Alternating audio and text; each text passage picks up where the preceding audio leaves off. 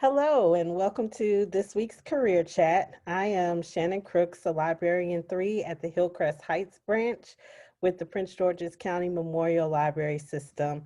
Today we have Michelle Dinkins with us. She is a Quality Control and Compliance Associate Manager. She's going to tell us a little bit about her career and her journey to where she is today. Viewers, I know we have teenagers and possibly adults watching. Teenagers, hopefully you will get something out of today's career chat. I know you're probably not to the point where you know what you want to do in life yet as far as the career is concerned, but hopefully you will be able to learn something or take something away from this career chat that will help you in the future. Adults, I know a lot of people are dealing with some difficult times right now due to COVID. You might be unemployed, or you might be employed but looking for another career to pursue. We're hoping that this career chat will give you a little bit more information about the careers that are out there for you to possibly look into.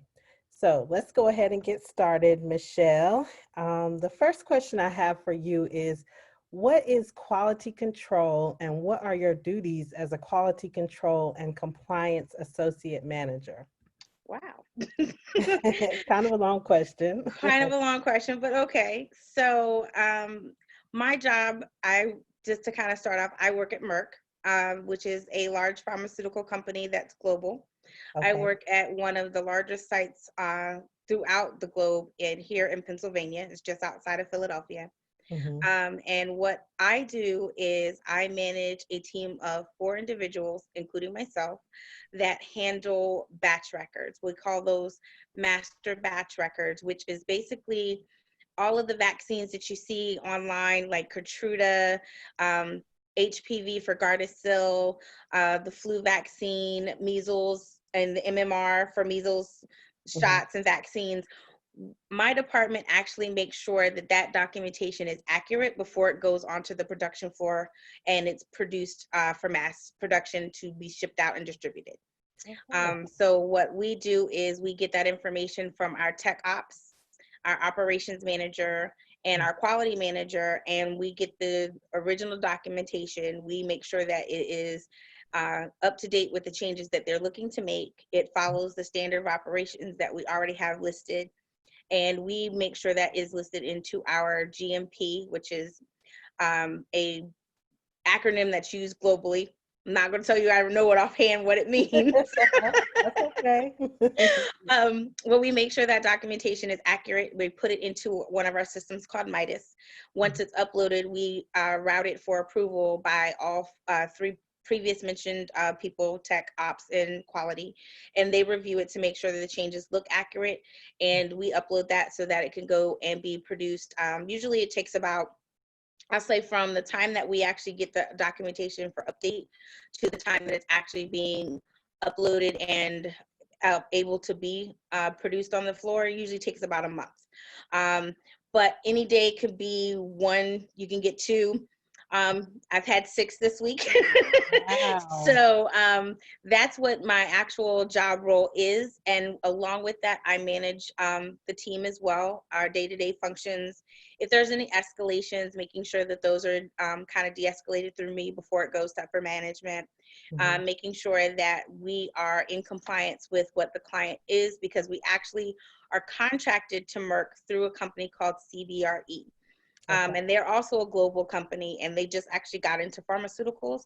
So this will be their first year with a pharmaceutical company, and my department is the actual only thing. We're the first client they've ever had that does what we do.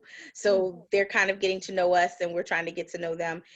So it's been a journey, but I've been doing this position itself for about 2 years, and I've been working at Merck on the site for about 4 years. Wow. Okay. Excellent. Next question is, what was your educational path from high school to where you are now? Oh, wow. Well, I a military brat, was born in England. My dad retired in Charleston, South Carolina. Mhm. I went to Somerville High School, Mhm. class of 97. Woo, Okay. green wave. After graduating from high school, I my ambition was to go into politics, was to go be an attorney. Mhm. It was something on that level. I attended Winthrop University, Mhm. met some awesome, wonderful people, love my Winthrop family and alum.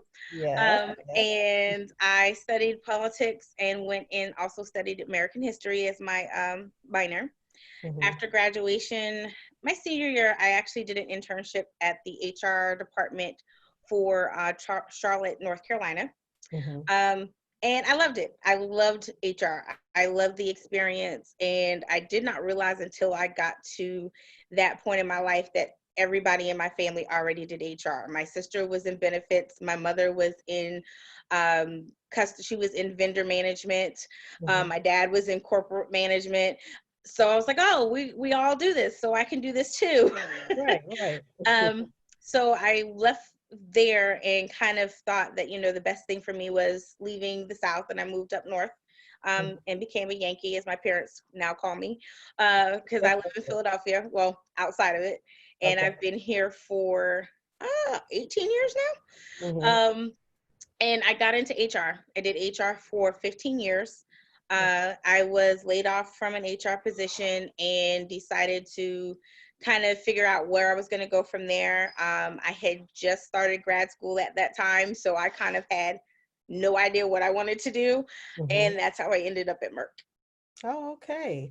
Yeah. So a lot of people do what you did. They kind of take positions right out of college, kind of get their feet wet with some Hmm. experience. It may not be exactly what they went to school for. So you said you went to school for political science. So you were in HR, which is completely different.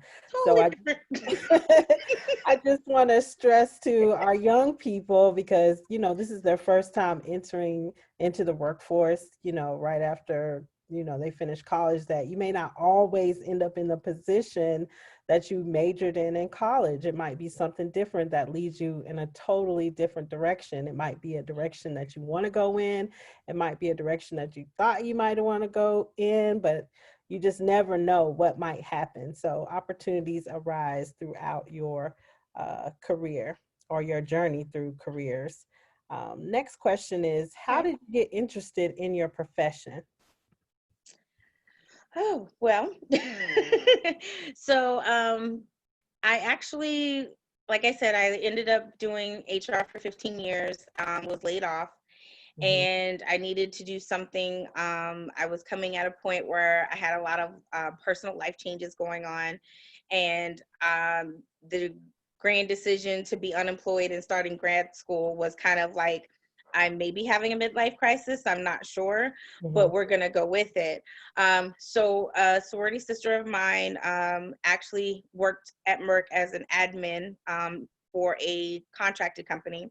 Mhm. She was hired on permanent, Mhm. and she asked if I was interested in being her her backfill, or her replacement rather. Mhm. I said, you know what? I need something to do, and I need to be in the office, because at the time I was actually moonlighting as a director for a daycare. And Okay. I'm not a big little kids fan. I tell people that I'm allergic, but that was not my end goal at all. Mhm. So when I started working at Merck as an administrator for the safety and environment department, I Mhm. really got to see what Merck was doing. I got to see that not only were they making vaccines for our local areas, it's global. They're making it for those small communities in a third world country in India. There's a small community that's in Bosnia, but they're getting our vaccines that are being produced, and this is global. They're helping, pave the way for cancer treatment with Keytruda, and they're also paving the way with the Ebola vaccine, and now we're actually about to take on the COVID vaccine. Wow. So to say that I am doing that and being a part of that means a lot, that I'm actually more than just an employee. I'm contributing to something that's bigger than myself, which kind of had me wanting to stay there and completely change careers, because no longer am I in HR, I'm actually in quality control now. Okay. Awesome story. So you said a lot of things. You talked about your sorority sister helping you get the position. So I just want our viewers to know that this is something we've talked about literally in every career chat, is that networking is extremely important. So whoever you meet along the way, you never know what they might help you with as far as getting a career. Maybe if you're unemployed right now, to our adult viewers, maybe there's someone in your circle of friends or circle of professionals that you can talk to and say, hey, I'm in between jobs right now. I need a position somewhere. Do you have any recommendations? Are there any openings where you're working, or do you know somebody that might be hiring? So that could be a way for you if you're looking for a position right now. And then for my teenagers, throughout your life, you're going to meet several different people: friends, associates, professionals, coworkers, colleagues. Make connections with those people and keep those connections going, because you never know when you might want to reach out to them because you might want a job, or you might want to be a part of some type of professional organization. So it is very important to network. So thank you for that. That tip. And then you Yeah, talked about being that's a good laid thing. off. You talked about being laid off, which is something that's happening right now at a rapid pace. So for my young people, being laid off is when a company decides they want to let you go. Maybe they're having financial issues and they can't afford to keep you on. Maybe they're doing a organizational restructuring where they're changing positions or changing things throughout the organization, and they have to let some people go. Sometimes it's a decision that they just have to make, and sometimes it's just the way things are. Like COVID has caused a lot of places to have to lay people off, not because they wanted to, but because they had to. But sometimes it's a choice that they have to make, or a decision that they have to make. So I just want to clarify that for our young viewers who are listening. So thank you for that, Michelle. The next question is, how much time did you invest into getting to where you are? So I will say I invested a lot of time as far as trying to figure out what it is that I needed to do for myself. So as you mentioned with before about networking, I do realize a lot of the jobs I had, my mom used to always tell me when I was in high school, it's not about what you know, it's about who you know. Mhm. And trust me, I was a teenager and I was in my 20s and I hated hearing that. I was like, oh my gosh, you don't know what you're talking about. I can't stand it. And as I've gotten older, I realized that mom did know what she was talking about. Mhm.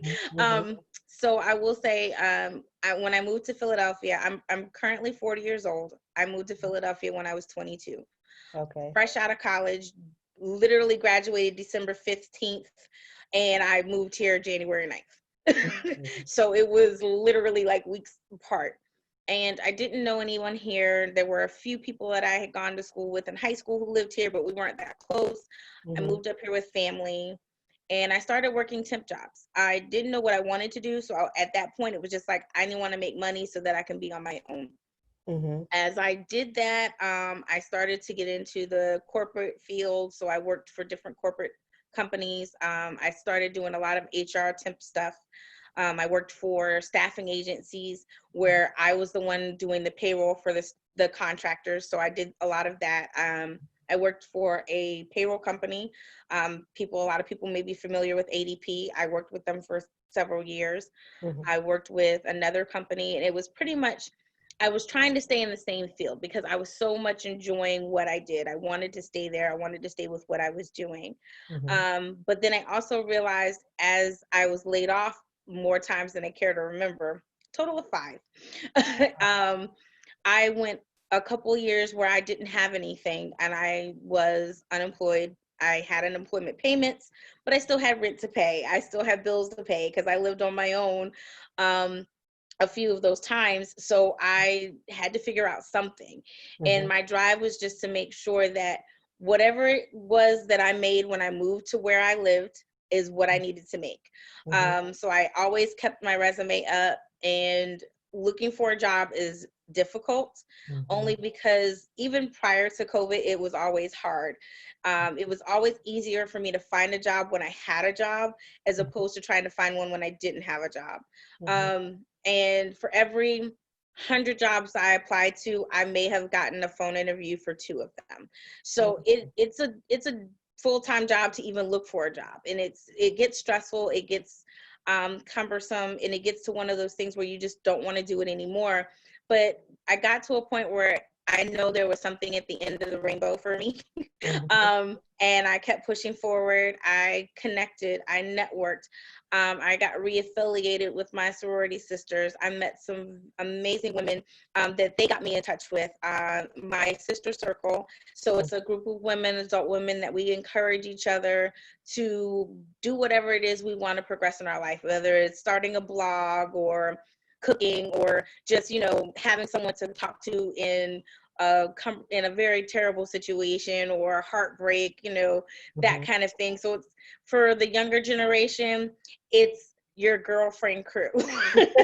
um, and a lot of them stuck with me. They stuck by me. We're still friends to this day, and it's 15 years in. We've been friends. Some of them I've been friends for almost 20, Mhm. and they helped me move forward to what I wanted to get to. And it's a matter of just figuring out, what do you want to achieve? Do you want to achieve just making money, or do you want to achieve something that makes a betterment, with that you can put your stamp on life and say that you did something? Mm. You brought up a lot of good points. I like that you talked about being a part of a sister circle. So having a network of friends that can motivate you and encourage you no matter what your goal is, and that can be there for you when you fall down or when you have hardship. So each and every episode, I've tried to encourage people to form that. If they don't already have it, lean Hmm. on those people for support, whether it be family members or friends. So I like that you brought that up. Then you talked about just applying for jobs and keeping your resume up. For my adult viewers, if you have a resume right now, you may be working. But if you are working, please keep that resume updated. Add, if you have any type of certificates that you've earned or any type of accolades, please keep those resumes updated. We have several different tools here at the library that you can use. You can reach out to us if you need to figure out how to get to those tools online. But it is so important to keep your resume updated and have people review it to make sure you're including the things that will make you stand out. You also talked about applying to hundreds of places and maybe only hearing from one or two. I think a lot of our adult viewers think that they just apply to one or two and they just wait on those two. But no, you have to be consistent. You have to keep applying. You have to keep trying. You have to also follow up with whoever you apply to. Give them a call, send them an email, let them know you've applied, because there's hundreds of people, and right now probably thousands of people applying for the same job. So yes, thank you for bringing up those tips for us, because that is very helpful. And then young people, if you don't have a resume, that's something you want to try to probably start working on learning how to write, because it's going to be important in the future when you're looking for a job or you're looking to start a career. All right, next question. You talked a little bit about this, but what kind of obstacles did you face in the pursuit of your profession, if there's any outside of the ones you've mentioned? Mm. So I will say that one of the main things that I felt was, I wouldn't say a hindrance, but kind of something that held me back, was my own self doubt. Because it's when you've gone through so many parts of your life where something didn't go your way, or you were, I mean, like I said, I've been laid off a total of 5 times. Mhm. So knowing that it's nothing that I could have controlled, but I got let go, I got to that point where I felt like, okay, this is my fault. What did I do wrong? And then the constant pressures from family members saying, well, then maybe you shouldn't be where you are. Maybe you should move home. Maybe, you shouldn't be on your own. So then you start to feel like, okay, well, maybe they're right. Maybe I shouldn't be. And it took me a while to kind of tell myself, okay, you know what? Regardless of what they think, at the end of the day, this is still something I made a choice to do, and I'm determined to stick with it. Mhm. So I told myself that, no matter how much I doubted myself, I had to push through because at the end of the day, I still have to eat. Mhm. So I wanted to make sure that that happened. I wanted to make sure, I mean, I will admit I am a shopaholic. I like buying groceries. Anytime I'm spending money, I like doing it. So in order to do that, I needed a job. Mhm, mhm. So that's how I kind of had to push through that because I knew there were things I wanted to do, and I'm an avid traveler. I love to travel, and I travel for food. In order to travel, I need money so I can eat. Right, right. Very important. And I think you've also mentioned earlier that some jobs you took just because you needed something right now. I think a lot of people, and I'm speaking to my adult listeners, sometimes there's positions that are offered to you. Maybe it's not the money you want to make, or maybe it's not the position you want, but you may bypass that opportunity because you want something better. I'm here to tell you sometimes you have to take what's offered to you just until you can get to where you want to be. So don't be afraid to try to apply to different fields or in different careers that you've never tried to apply for. Look at your resume and see what type of skills that can be transferable. And when I say transferable, I mean the skills that you have now that you can also apply to a different job, maybe doing something you've never done before, because skills are transferable. So for example, customer service. Let's say you're working at a mall and you're providing customer service, but customer service could be in a position where you're answering the phone, or in a doctor's office, or for you're being a secretary for someone. So just using those skills and transferring them is extremely important with your resume. Next question is, what advice do you have for someone wanting to do what you do in quality control?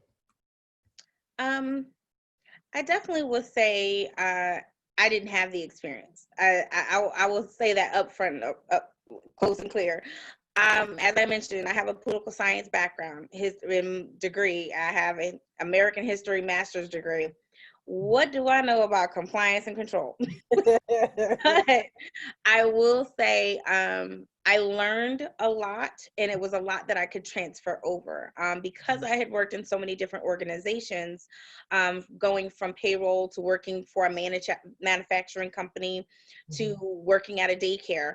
A lot of the consistency in what I had to do as far as what, as you mentioned, transferable skills, because I had those that transferred from one company to another, and I built upon them. It was easier to come into a company that was easy to say, you know what, we can train you to do this because you have the skills to learn it. I currently am actually looking for a new staff member, starting interviews. And that is the thing I said. I told the recruiter, I don't have a pharmaceutical background, so I'm not asking anyone else to. So you never know that if somebody else is in that role, it might be helpful that if you have a similar background, then they may hire you because you both started out the same way. Mm. I'm glad you brought that up, because I've had people come into the library and they say, hey, I want to do X, Y, and Z, but I don't have the degree, or I've never done it before, so I'm just not going to apply. But I'm here to tell you, adult listeners, apply, apply, apply. Sit down with someone if you're unsure about transferable skills.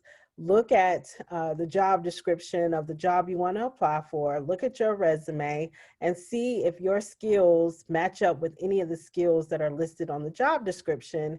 And even if they're not, see if you have not listed some of the skills that they've listed on the job description that you know you have. Update your resume and apply. You never know what might happen. And especially during these times, we're going to have to dig a little bit deeper than just putting on surface skills that we've done, that we know we've done. Let's look deeper into some of the things we've done in our positions and update our resume so we can get those jobs.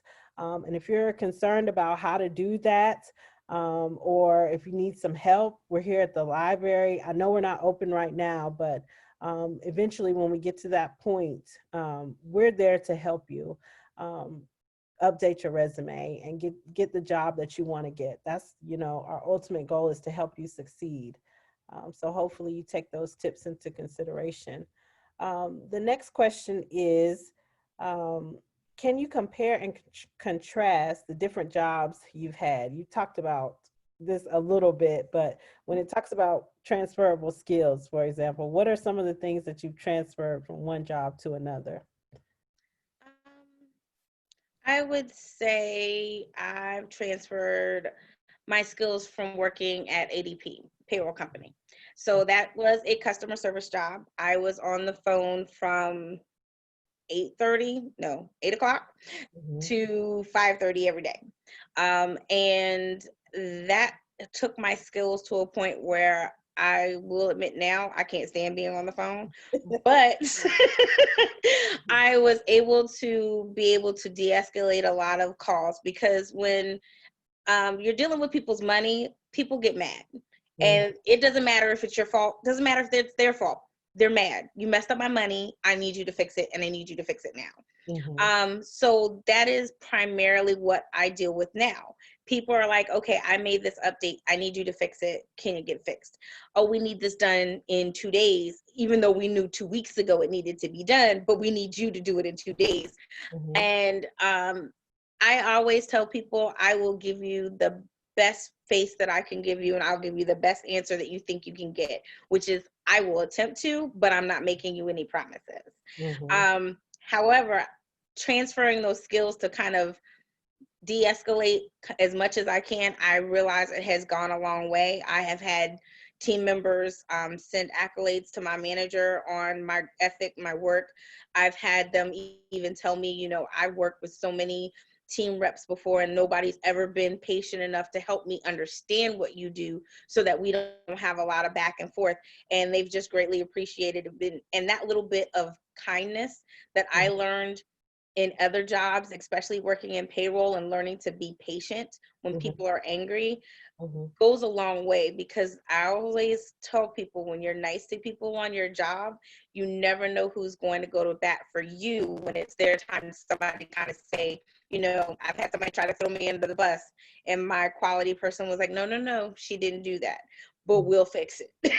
And rightfully, I don't know if I did, but she took up for me. Even though it could have been me, she still stood up for me because I did a lot for the area, and that meant a lot because I know those skills came and were built up from different positions I've had, especially working with payroll.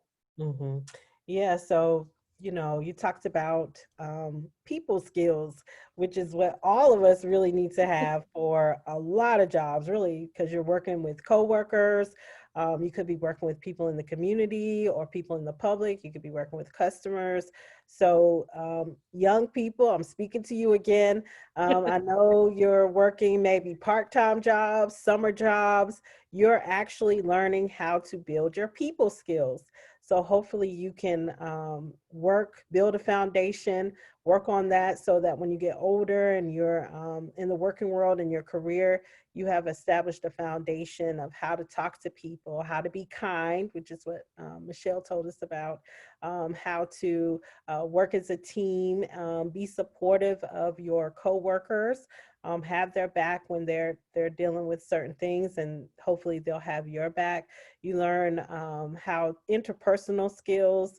You learn how to speak with your supervisor or your boss, or you might be the boss one day. So the role might be reversed. So you might be learning throughout your career or throughout your time working how different supervisors interacted with you and how you want to be as a supervisor or a manager. So young people, you can learn now. You don't have to wait until you get older. You can start developing those skills now while you're working your summer jobs or your part-time jobs. So thank you for bringing that up, Michelle. The next question is, how has your field of work changed since the face of COVID? That is a huge question because of where you work in the pharmaceutical industry. So tell us a little bit Hmm. about Well, I am considered an essential worker. that. Hmm. So, be honest with you, my job hasn't stopped. I have been working nonstop since March 9th. Hmm. Um, Living in Pennsylvania, we were actually found. Well, we live just outside of Philadelphia. I live in Montgomery County. It's about maybe, I'd say about 27 miles outside of Philly. Okay. So it is one of those things where that weekend I had just gone to brunch with my niece, my cousins, and a couple of friends. We had brunch out, Mhm. and then the next thing we heard, it was like restaurants are closing. We got an email from our job saying, yeah, there's somebody in Montgomery County who got it. Everybody go home. Wow. We didn't wait till they closed the schools down. Merck told us to go home the minute they found out on the news that 2 people had contracted COVID. Mhm. So I've been home since March 9th. Wow. It's easy, I will say, to do because of what my job is. My job is virtual, completely virtual, by one exception. We have certain documents called insert sheets that we have to print out on particular paper. So we Mhm. have to print them on site, and we have to make sure that the person comes to pick them up and checks the information before they leave our presence with that document. Mhm. Um, so that is actually a document that's put within the batch record for production. So Mhm. those are things that are required for production. So we do have to go on site for that. Mhm. So I will say managing a team virtually is difficult. Mhm. um, I will say doing hiring and training during virtual is difficult. It is completely a tailspin. I do miss going to work. I do miss my coworkers. My coworkers, even before I came at manager, we got along well. We hung out outside of work. We called each other, and they've taken me to drop off a car if I need my oil change. Like they've been there, and I've done the same for them. So not being able to see them, exception of a virtual call or WebEx, it's been a change. Mhm. We all noticed that weight gain happened, I will admit.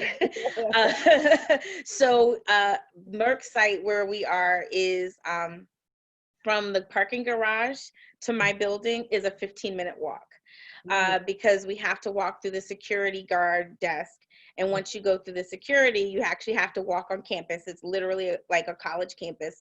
Mhm. And the building is a good 15, 20-minute walk, depending on which way you go. So Mhm. for the young college students or those who are going into college, you understand walking around campus and things like that. Mhm. So all that extra walking and activity, I lost a lot of that. So sitting at home has been kind of draining. My Mhm. dog is just looking at me like, why are you still here? You usually are gone by now. And Mhm. well, because you're home, let's just go for a walk since you're here. So I get a lot of those stares during the day. Okay. Um, but it has been a drastic change. And being that we understand that COVID has changed everyone's lives globally, Mhm. we already know when we do end up going back on site to work, which won't be until January. Okay. So we're in August. We already know we won't be back till January. Wow. Um, by that time, we're only going to be able to do 2 people in the office at a time so Mhm. that we can be socially distanced. Okay. And I already made the decision that we would only go into work 2 days a week. So we would work from home 3 days, and everybody's working from home on Friday. They Okay. loved me for that one. Okay. I bet they did. Wow. So a lot of changes. Um, Yeah. so viewers, and I've said this for several career chats, is that technology is where it's at. So brush up on your technology skills if you're looking for a job, if you're in between jobs, because most jobs are having to deal with this new normal, which means that they have to use different platforms on the internet to be able to have meetings or to communicate with staff. So you need to be familiar with those.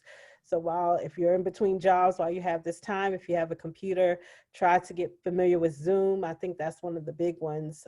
There's some tutorials out there if you don't know how to use it.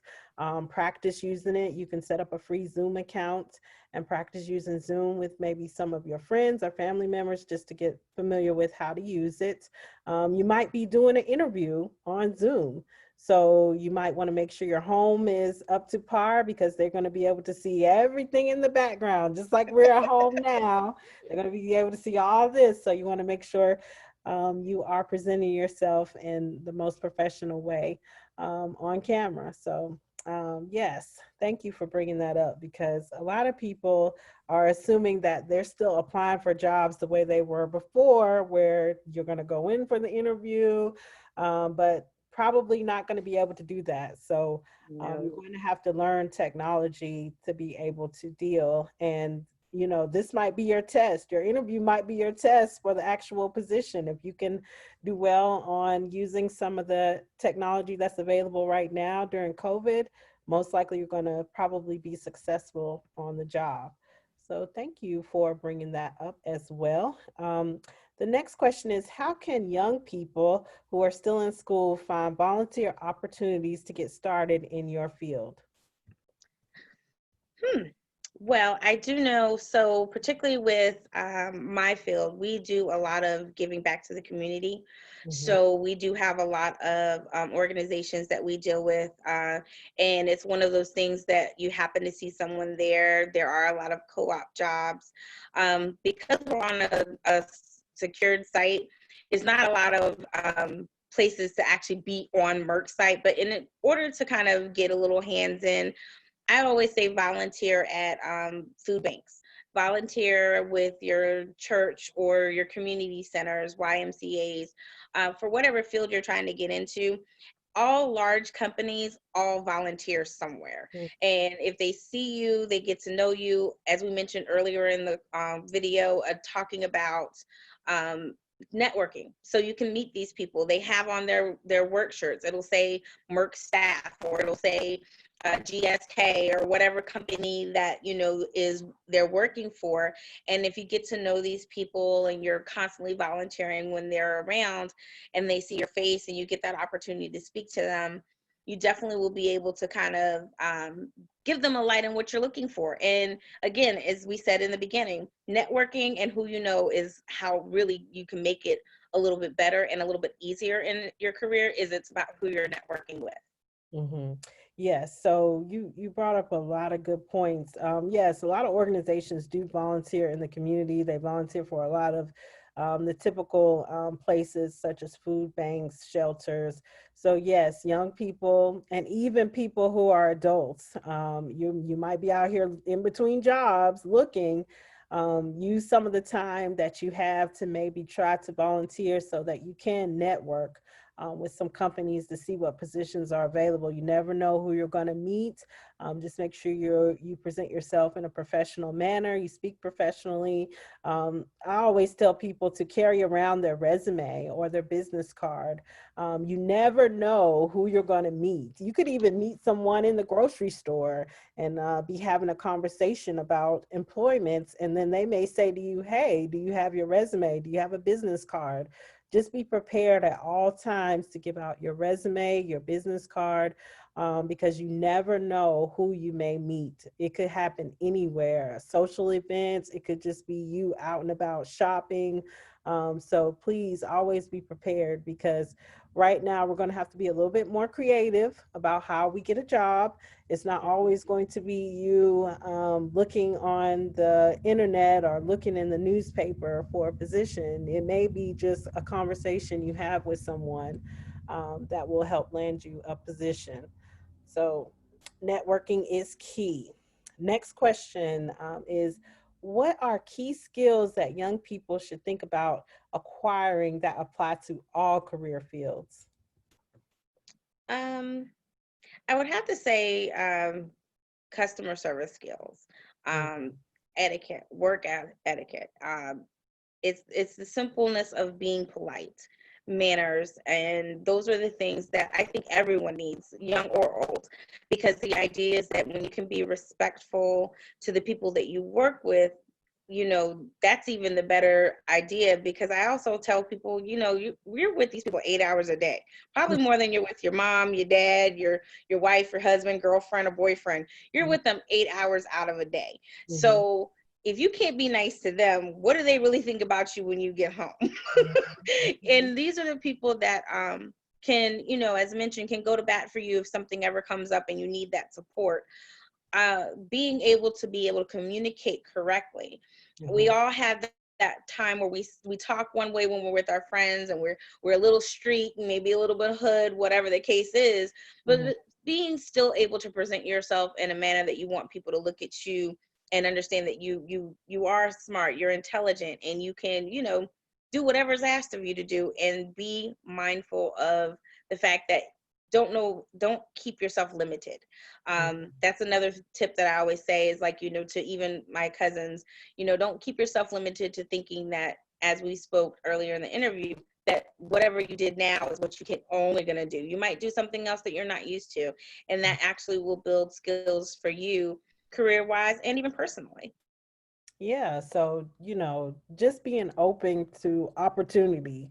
I have people that I've worked years ago with that today I still have a relationship with them, and they have a relationship with me, so that I may need help with something, I can ask them and they'll say okay, or they may need help with something. And right now, I know a lot of people are looking for employment. So start thinking about maybe some coworkers that you've worked with before. Maybe they're in a different position, or they're working at a different company. Maybe they can help get your foot in the door. A lot of times people on the inside know about jobs that are available that haven't even been posted yet. And maybe they could take your resume into HR, or tell you where to send your resume so that you could possibly get hired. Again, we're going to have to start thinking outside of the box, being creative, to try to find employment if you're looking for employment. And then young people, keep this in mind. You're young right now.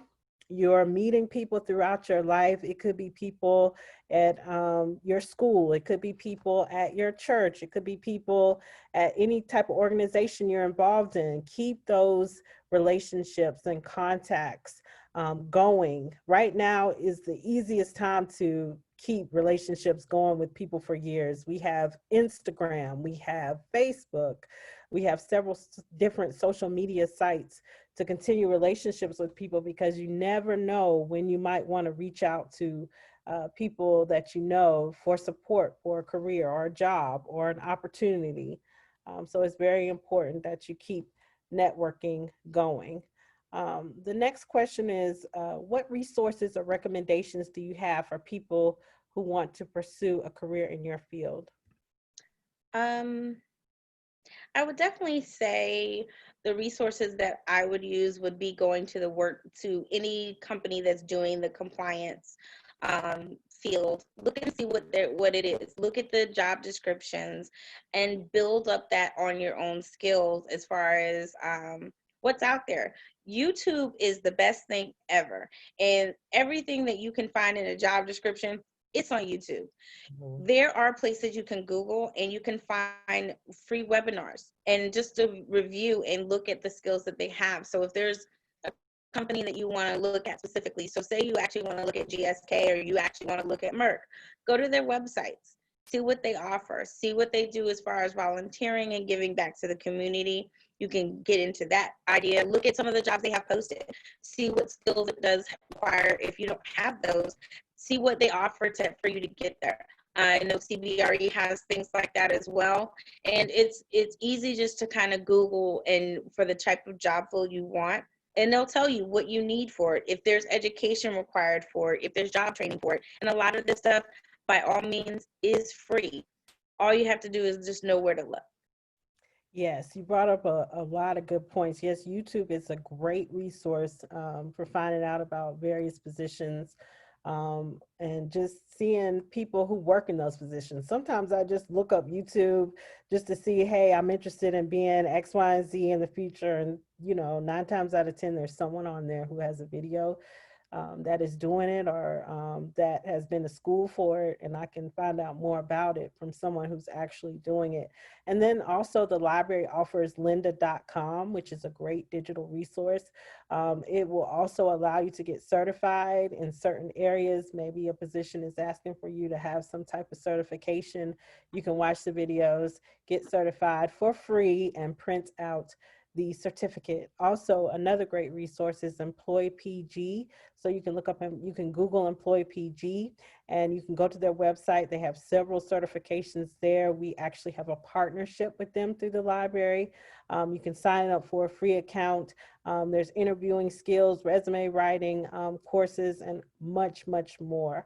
So I encourage everyone in PG County to take advantage of those resources in case you don't know it or not. But a lot of certifications are expensive. And so you have them for free because you are a PG County resident.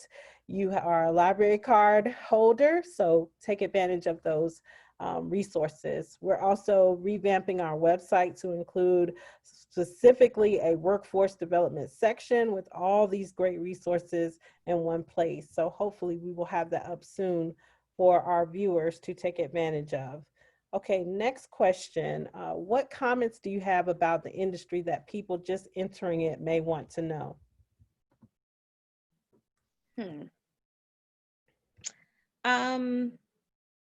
I would say the questions a lot of people ask are about skill set.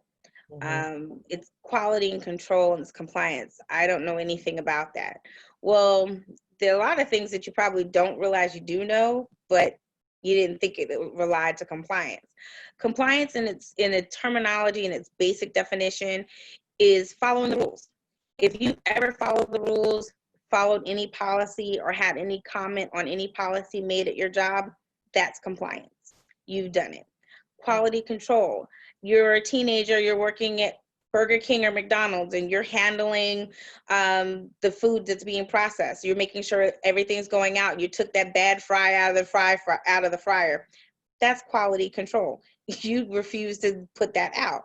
Those are the kind of things that people don't think about when it comes to quality and compliance. It's the little things that you do in any kind of job that can get there. So ask yourself, what do the words of the title that you're looking for, what do they actually mean? Like if I wanted to be an avid designer for Vogue, well, what does a designer do? I need to know exactly what that means to find out if I have any skills that collide with it. Yes, very good point. And what Michelle is talking about is what we've talked about mostly this entire interview, is that transferable skills can be used anywhere. So take the skills you already have, really evaluate them, really write them down. If you just have to take a piece of paper and write all the skills down that you have, look at those, look at the skills the job is requiring, look at what it means to actually do that job. As Michelle has said, you can Google virtually any job that's out there and see what the job duties and responsibilities and tasks are, and see if those tasks are aligned with what you're already doing or what you've already done. And that will put you a step ahead of the other people that are applying. I'm not sure if our viewers are aware or not, but some of the people who come into the library, I explain to them that most jobs are not reading your resumes at all. They are taking your resume and putting it into a computer, and they're scanning it along with your resume and the job skills, and whoever is a match is the ones they call for the position. So yeah, so you need to really make sure that your resume reflects the actual tasks and responsibilities, job responsibilities of the job you're applying for, because they're not reading those resumes. I'm sorry to tell you or break it to you. Back in the day, they probably did, but today they're not. So you need to make sure that you are looking at transferable skills, making sure that your resume is reflecting that. So do your research on positions. If you come across a position, it's paying what you want to make, it's doing the things you want to do, research that position, research the company, try to find out exactly what they're looking for when they posted that job, so that you could set yourself apart from the others who are applying for those positions. Another thing that sets people apart is cover letters. If you do not have a cover letter, you need to really think about creating one. And we have various digital services that I can tell you about at the end of this interview about how to access those so you can do that. But cover letters are very important. And basically what a cover letter is it's your opening statement. It's hey, this is who I am. If you don't look at anything else but my cover letter, it is, who I am in a few sentences. It doesn't take that long to write. It's just an introduction of who you are. It gives a little bit about what you want to do, what you've done in the past, and it sets you apart from others. I don't think I've said this in any of my other career chats, but I'm saying it today. If you have not done a cover letter, you need to think about doing a cover letter. If you need help, you can always call on us at the library and we can try to assist you, but it is extremely important that you do that. The next question is, and you pretty much said it throughout your interview, is do you enjoy what you do in your, Yeah. or what is it that you enjoy about it? Um, so I know I said in the beginning that it's what I do is a bigger part of something. When I first started out working at Merck, I was in the safety and environment department and I was the admin. I Mhm. was part-time, I was a temp, but I did the grunt work. I had the moment where it was, so we had a cyber attack. I don't know. It was made global, so everybody knows about it. So I'm not giving out any detrimental information. However, I was the one who had to make copies of a particular document that needed to keep work going on site Mhm. for over 5,000 people. The site keeps 8,000 people 24 hours a day, 365 days a year. The Wow. site never shuts down. Mhm. So to say that I had to make copies of this document to make sure that there was enough that were used because they use these every day, Mhm. we didn't have any because they were all on the computer. Wow. So the efficient of saying that I had to take an old copy it, white out that copy, and then copy it Mhm. multiple times and Wow. staple it. Wow. So it made me not like my job. I hated it. I was like, oh my gosh, I don't care how much you're paying me. I don't like it. The associate director pulled me aside and she was like, you're doing a good job. And I was like, oh, I really appreciate that. I stayed late. At the time, I was living in Philly and driving out to work, which was a 2-hour commute both ways. I'd get to work at 7:15, and in order for me to get home at a decent hour, I needed to leave at 4. That Mhm. particular day, I didn't leave until 6, so I didn't get home until almost 10. Wow. To turn around and get up and do the same thing the next day. Mhm. So we had a meeting the next day, and the associate director who told me I was doing a good job, she pretty much yelled at everybody for leaving early. They were like, you all live close, you left. She comes in early and she stays late. Y'all come in late and you leave early. Mhm. And she's a temp. And she's like, and I'm not trying to say she don't get paid enough, but you get paid enough, you can stay. Mhm. So she made a valid point that from my job to the person who cleans the bathroom to the person who's wrapping up the vials and distributing, and for the guy who's dropping off the vaccines to the hospitals, Mhm. everybody is making a difference in this company. It doesn't matter what you do, you're making a difference. Mhm. And that meant a lot to me because for me at that time, I was going through a lot of personal troubles at the time. And again, grad school was the main thing that it was really stressing me because I didn't think I could do it. Um, for the older generation, we know that WebExes and stuff weren't the thing we did in school. Mhm. So that was a big challenge for me to know that I had to go to class online. I had to submit things and then work an 8-hour day and still turn in assignments. So hearing that made me feel that I was a part of something. Mhm. And I took that with me through every part of this career and this journey. I've worked in 3 different departments. I've gone from the beginning to the end. My position after I left safety was actually filing the batch records that I now actually make sure are correct. Mhm. So I've gone from the beginning to the end, and it's a wonderful feeling to know that at some point this will help some child in some third world country, or this will help somebody's little niece in California. Mhm. I'm a part of that, and that means more than just me being who I am. Hmm. You brought up a great point, is that no matter what position you're in, you matter. For anybody that's listening, maybe there are heads of departments listening or CEOs listening. Please make sure that your staff knows that whatever they do, no matter how big or small, it's a part of the greater good of the whole of the organization. And so it's important, viewers, for you to also hear that, because I know sometimes we get into positions that we don't like, that we hate, that we feel are tedious, that we feel that don't matter, or we feel invisible. But I'm here to tell you that you're not invisible. You hear today from Michelle. She's saying how she had her position, and the manager or the boss saw, that what she was doing mattered, and it had an impact, and it was important. So whatever position you're in, whatever job you're in, whether you're young or old, you matter to the company or the organization, whether anyone tells you or not. And it could lead to a higher position. So do what you do with pride, be consistent, come in on time, leave on time, give it your all 100%, and you never know what it might lead to. It could lead to a bigger and better position. So always take each and every position as something that is important, and that you matter, and that whatever you do is for the greater good of the whole of the company. So that's just my little 2 cents on that.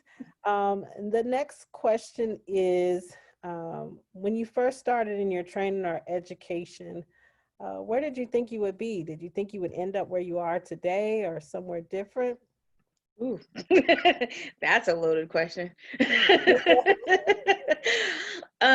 When I started, I honestly thought that I was going to be some executive sitting in an HR department, and I would be the director. I will say, as a young African American woman, I looked for that. Even starting out at my internship, I actually worked for the only Black woman in that area, in that department. And she actually was one of the first Black women to attend Winthrop University. So I was excited because that was where I went to school. And I was like, oh, wow, I actually got to meet you. And it was one of those things where every company I went to, I've always looked for a woman to be in leadership somewhere. And I always look for diversity and inclusion in upper management. And I always thought that that's where I was going to be sitting. And I didn't make it there yet. But that doesn't say I won't get there. But to say that I'm a manager of a department, and I actually was, to get this position is humbling for me, because I didn't realize that the staff I run now, they wanted me, and the managers vouched for me even before I was applied and even told the position was available. Wow. So that for me says a lot, that my work ethic, my skills, my my confidence in my job and what I do meant a lot to somebody else, to say that she's worth it, she can do it. So I know that with that my name will be on that executive level at one point. So it's kind of like, okay, I can do this. Wow.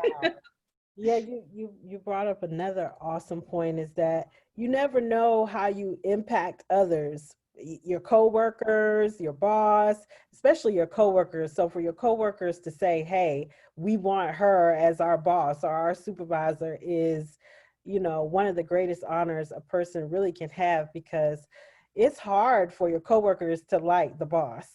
I mean, it just is. That's just the reality of it. Most people don't like the boss or the supervisor. So for them to say that about you when you're working on their level is, that's a huge accolade. So again, viewers, you're building relationships. So with your coworkers, you need to make sure that you are representing your best self. You're being professional, because you never know when an opportunity might come for you to get elevated to the next level. And they might be the ones deciding whether you're going to get there or not, because some companies and jobs may ask your coworkers, "Hey, how do you feel about such and such? Or do you feel like they would be a good manager? How are they as a coworker? Were they professional? Were they on time? Were they consistent? Did they know how to work with people? I think that's the biggest thing. When you're trying to be a manager or a leader, you really need to have people skills, be able to work with people, be able to communicate with people, support people, motivate people. And you can do that at any level. So people who are looking for a position or in between a position, or you may have a position now, figure out how you're going to work on your professional development. How do your coworkers see you? You can even ask your coworkers, hey, how do you see me as a coworker? And get their honest opinion. If there's things they say you need to work on, hey, maybe you need to take a look at that. Or if there are things you do well, maybe you need to build upon those. So it is always important to network and have a strong relationship with your coworkers. And the last question is for me, which is what are some resources that the library offers for folks that are, new to the job market, are changing careers, or are looking for new work due to COVID-19? And what I can tell you is that you can go to our website at pgcmls.info, go to our online library, go to the jobs and careers section, and there are 3 different tools there that you can use: Brain Fuse, Career Transitions, and Learning Express Library. There you will be able to update your resume, do the cover letter we talked about earlier. Maybe you want to do a career assessment to find out exactly which career you need to be linked up with, or maybe learn about a new career that you haven't yet explored. So you can take our career assessment there. You can also get step-by-step guidance to discovering your interest, choose a career, maybe find a school or program that will help advance your education or give you the certification you need to get that job. You can do practice tests there if you're looking to go to college. There's entrance exams there that can help you. There's also citizenship information there if you're looking to become a citizen. And if there's any type of tutorials you need and basic skills of math, reading, and writing, all those tools are available to you for free with your library card. Or also you can check out lynda.com, use your library card number, and have access to several different certifications there as well. Um, Again, Michelle, thank you so much for joining us You're today. welcome. I learned a lot about quality control that I never knew was a part of that position. We really appreciate you joining us today. Viewers, thank you for joining us. We hope to see you each and every Wednesday here for our career chat. Everyone, please continue to stay safe, socially distance, wear your mask, and hopefully we will get adjusted to this new normal. All right, thank you. Bye. Bye.